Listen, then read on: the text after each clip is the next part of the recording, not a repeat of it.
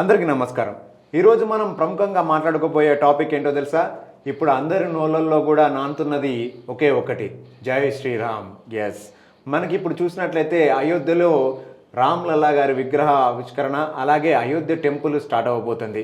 దీనికి సంబంధించి ఎన్నో వార్తలు మన ముందుకు వస్తున్నాయి. అలాగే కొన్ని విషయాలని మేము తీసుకురాబోతున్నాం. అది కూడా దేని గురించి అంటే భద్రాచలం గురించి. మీరు వినేది కరెక్ట్గానే వింటున్నారు. ఎస్, భద్రాచలం గురించే. ఇప్పుడు మన ముందు ఉన్నారు శేష్ కుమార్ గారు. వారు రిటైర్డ్ ఎంఆర్ఓ. భద్రాచలంలో వారు సర్వీస్ని అందించి మన ముందు వచ్చి ఉన్నారు. తన అభిప్రాయాలతో తెలుసుకుందాము. భద్రాచలానికి ఎలాంటి ఇంపాక్ట్ ఉంటుంది? ఎందుకంటే ఇప్పటివరకు రాముల వారు అనగానే మనకు గుర్తొచ్చే ప్లేస్, రాముల వారి కళ్యాణం అనగానే మనకు గుర్తొచ్చేది, స్మరించేది భద్రాచలమే. సో ఇప్పుడు రాబో కాలంలో అయోధ్య కూడా పాట అవబోతుంది. ఎందుకంటే అయోధ్య 500 సంవత్సరాలకు పైబడి ఉన్నటువంటి కళ, అది రావడం ఎంతో సంతోషకరము.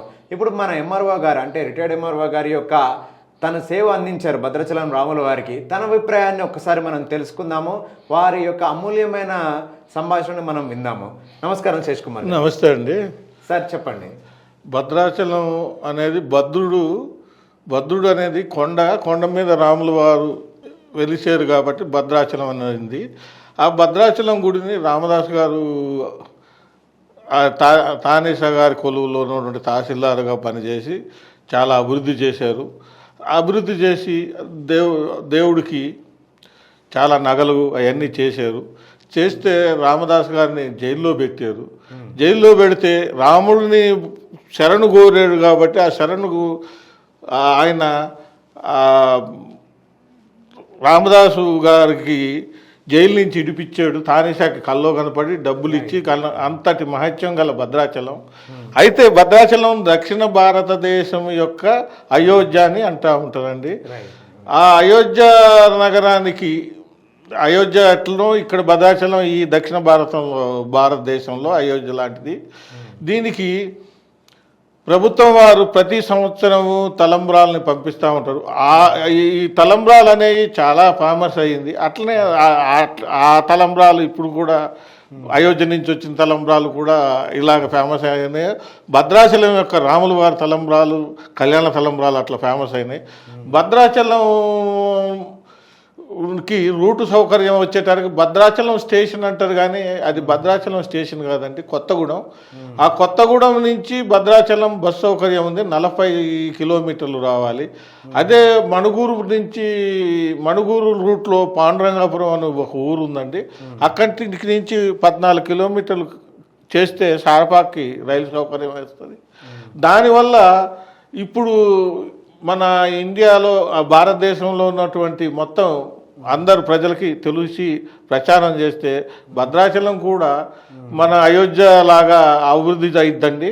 కాబట్టి ప్రభుత్వం వారు భద్రాచలానికి రైలు మార్గం కల్పించి రెండో అయోధ్యగా, దక్షిణ భారతదేశం అయోధ్యగా కల్పించాలని కోరుకుంటూ ముగిస్తుందండి. ఓకే, ఇప్పుడు సార్ ప్రకారం ఏంటంటే మనకి అయోధ్యలో ఇప్పుడు స్టార్ట్ అవబోయే టెంపుల్ ఎంత ఫేమస్, అలాగే ఎన్ని ఒడిదుడుకులు ఎదుర్కొని ఇప్పుడు అది ప్రారంభం అవబోతుందో, అలాగే ఇంతకంటే ముందుగా మనకు భద్రాచలంలో రాముల వారి ప్రతిష్ఠ జరిగినది. భద్రుడు ఎంతో తపస్సు చేసి త్రేతాయుగంలో ఉన్నటువంటి రాముల వారిని కలియుగంలోకి తీసుకువచ్చి తన పాదముద్రని ఆ భద్రుడిపై నిలుపొందించుకొని, అలాగే ఆ భద్రుడు ఒక రాయిలాగా ఏర్పడి, భద్రాచలంలా ఏర్పడి, అది ఇప్పుడు ఎన్నో కోట్ల మంది జనాలకి అది భక్తిపూర్వకంగా తయారైంది. అలాంటి భద్రాచలం ఇప్పుడు సార్ చెప్పినట్టుగా దక్షిణ అయోధ్యగా పేరుగాంచినది. ఇప్పుడు అసలైన అయోధ్యలో అసలైన రాములల్లా గారు వచ్చారు.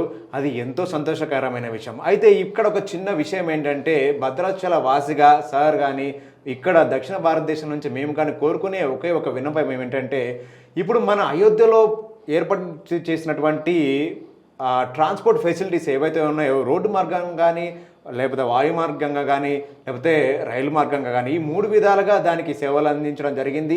ప్రజలందరూ చక్కగా ఆ 3 మార్గాల నుంచి వెళ్ళగలరు. అయితే భద్రాచలానికి మాత్రం ఏమైందో తెలియదు. ప్రస్తుతం రోడ్డు మార్గం మాత్రమే అందుబాటులో ఉన్నది. రైలు మార్గం అది ఏర్పాటు చేస్తే బాగుంటుంది. ఎందుకంటే ఇటు దక్షిణ భారతదేశంలో కూడా ఎప్పటి నుంచో పూజలు అందుకుంటున్నటువంటి రాముల వారు ఈ సౌకర్యాన్ని ఏర్పాటు చేయడం వల్ల అక్కడ అయోధ్యలో దర్శించుకున్న వారు ఈ దక్షిణ అయోధ్యలో కూడా దర్శించుకొని వారు పునీతులు అవుతారని మా ప్రగాఢ అభిప్రాయము. అలాగే దీన్ని ప్రభుత్వం వారు కొంచెం గమనించి అక్కడ కేంద్ర ప్రభుత్వం ఇన్వాల్వ్మెంట్ అయింది కాబట్టి, అలాగే ఎప్పటి నుంచో ఉన్న కోరిక కాబట్టి హిందువుల మనోభావాల గురించి, అలాగే ఈ దేశం గురించి రామ్ మందిరం అనేది అక్కడ నిర్మితమైనది. అది ఎంతో హర్షాచితమైనది. అలాగే భద్రాచలానికి రైల్వే మార్గం కూడా ఏర్పాటు చేయగలిగితే ఈ రెండు కూడా ఇటు దక్షిణ అటు ఉత్తర ప్రాంత అయోధ్యలు ఎంతో పేరుగాంచి ఈ దేశాన్ని సుభిక్షంగా ముందుకు తీసుకెళ్తాయని మేము అనుకుంటున్నాము. అదే జరగవుతుంది ఒకవేళ ఇలాంటి వసతులు ఏర్పాటు చేయగలిగితే మాత్రం. ఇంతటితో మేము ముగిస్తున్నాము. Thank you sir. నమస్తే అండి.